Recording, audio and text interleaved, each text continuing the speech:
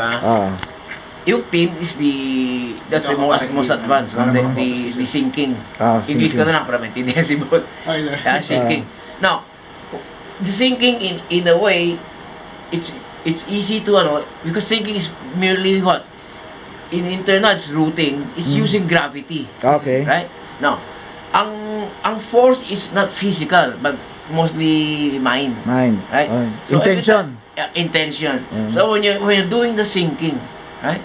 You should feel like you put your weight if you're doing the internal, di ba? You feel that the lowest point is here, the wrist, right?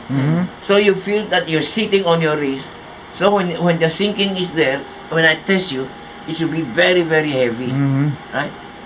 That's how you have your sinking. Now, how does this apply when fighting? In Ngo Cho, we cross bridge, right? Every time you cross bridge, if your intention of sinking is it's hard for him to block na. See? The moment na-feel mo na pasok mo na. Okay. See? Now, another very important point is, where do Ngo Cho get the force? We get our force like internal. We get our force from the ground. Okay. How do you get it from the ground? The 60-40. 60-40. Right? If you let the 60 goes down, there's a reaction of rebounding. Okay. Right? That's the force you want to get. So, yung sinasabi ng 1-inch punch is not, you get it actually from here. Okay. Right? From here, it goes to the hips and go to the tips. No? So when you do your Samchen thrusting, you should feel that you're grounded here. And then from here, this one twists out. And after a while, it becomes natural. So, edi twisting lang, may force. Yeah. Okay? Ang Ngo Cho is usually, you have to cross the bridge, right? And then lock in before you hit. Right? If you're using the half step of Samchen, right? The half step of Samchen is important is when you cross bridge, you take the half step, you invade into his body. The middle, right? Into the middle, right? This is called Tiong Quan. Tiong is center. Okay. Quan is controlling. So Okay. you're controlling the center. Now if you get to the center, even without the hand, without doing anything, if you just bump in, wala na.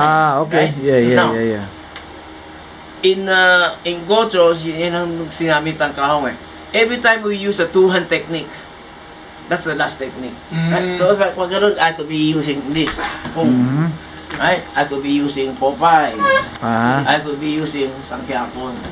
Okay. See? That's the last. Now, how do you make him fly is, you cross hands, bump into the body, and that's the time you explode. See? Yan ang pinaka sa Ngo Cho.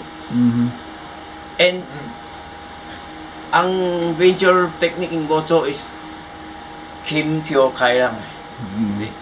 Now, in your Kim, if you look at the Bible, it's not left over right. It's right over right. Right? Now, in our practice, we start from the groin up to the eyebrow. Okay. Just meaning that's the Gate. The place covered. When application, it should be like the mantis na just the wrist. That's kin na. Okay. See? Now, every time you kin, it's not the fingers that's making the strength. When I make the kin, this is just merely a hook. Ito. The thing is the sucking in the tone of the elbow, which is malakas. Okay. Now, in Ngo Cho, we're fast in a way. Why? Our hand, the one that touches is the one that goes back. Okay. See? So, kaya importante yung Samchen You don't develop that power. Wala, pag ganun mo, walang lakas What's the use? See? That's why Ngo Cho is fast. When you touch, right? You don't, this is seldom. Ito na, it na. Yan ang babalik sa kanya. Kaya yung ganyan, yung something Sidli. Even the Kai, right? It's just circle and it goes here. Yung something Sidli, ganyan. Yung the same hand, di ba? Same hand, same hand, five back. Yung napansin ko, may ibang kunto, ganyan, di ba? Yung same hand. The same hand. Yeah. So, goes one hand, and then, in Ngo Cho, when you're fighting, the hand never goes back to the hips. Okay. It's like Wing Chun. The hand never goes up. It's always forward. Forward. Right? And and you put the center line, Mhm. right? Ang Ngo Cho is, technique-wise, you use the 4 principle, Tonto, Buti. In engagement, you use the bridge. Now, the bridge says what? First, you make contact, you make bridge. The moment you make bridge, you got to determine sinong lemado. Here, I'm lemado. This one, I'm bihado. So, if you're in bad position, you break bridge, you let go. How do you let go? Tang Chu. Or lick. Lick hand. If it's coming in, yeah, lick hand. Leaking? Lao Chu. Lao Chu. Yeah, go with the force. Right? Or Tang Chu. Tang Chu is if you are bigger, it's downward. Smaller, it's upward. Okay? Yan ang ano doon. Now, if demado ka, you won't let go. Right? So if you want to Tang Chu, you sing. See? Now, how do you sing? The same. Right? Use gravity. And then use your will. Sit on it. All you need is that split seconds of hesitancy. Yeah. Hindi ka na. Patay na. Diretso na. Okay. Yeah. Okay. Yeah. Now, in fighting, Nagkakong told me, it's beat. You count beat. So if I'm using 1, that's 1, 2 beat. 2 beats. Now, that's 1 beat. See?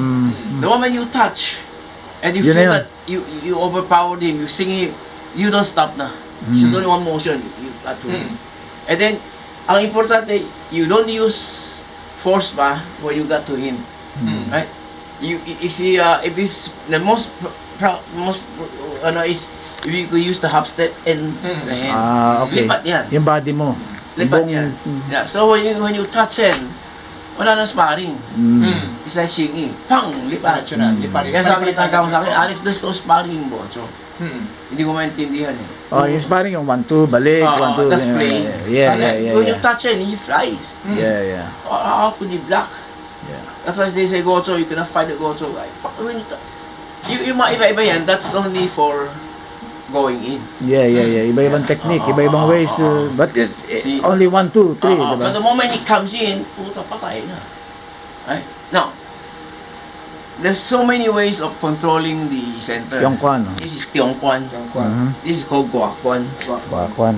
Right? Outside. Right? And then, there's also the other one which is here. Okay. Right? So, itong Poppy. Right? Poppy is if someone comes in, you could use this. Right? Or you could use this. Okay, yeah. The body, parang talaga. Body and the legs, whether inside or outside. Outside, yeah. Right? So when you're using sangsaw, di ba? And you come in. No. This one. Yeah, right? You come, you move outside, you move in. Pwede ganon. Ito na. Pwede pa ganon. Okay. Yeah. So in Ngo Cho, you should come to a point na the hands and the legs is 2 different matters. Kala, kaya mo i-divide ba? Okay. Habang ginaganon ko na yung paa ko. Yeah. Kaya yung sabi mo yan, yung ano, di ba? Dividing the body. The leg should be like the tongue of the snake. Yan yung turo mo dati. Yeah. That's why it's 60 here. Yeah. So this you should be very. It could swim, it could bump, it could do whatever. That's why it has